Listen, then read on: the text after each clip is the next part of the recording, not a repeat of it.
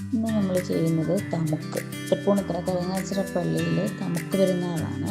ഇവിടെ എല്ലാ വീടുകളിലും തമുക്കുണ്ടാക്കി പള്ളിയിൽ കൊടുക്കും. ഇതിന് നമ്മൾ ചോറ് വെക്കുന്ന അരി എടുക്കേണ്ടത്. അരി കഴുകി വെള്ളം പോകാനായിട്ട് വെക്കണം. ഇനി അത് വറുത്ത് പൊടിക്കണം. അരി നല്ലതായിട്ട് ചൂടായി പൊട്ടുന്ന പരുവമാകണം. ചെറിയ പൊട്ടൽ കേൾക്കും. അതാണ് അതിൻ്റെ പാകം.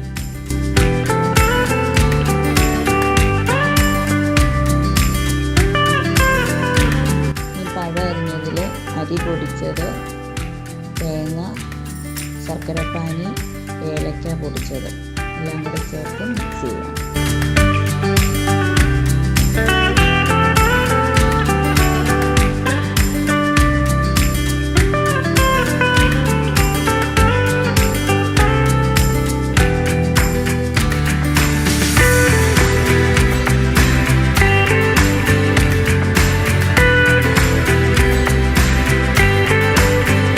പള്ളിയിൽ കൊടുക്കാനുള്ളത് പിഴിഞ്ഞെടുക്കുക.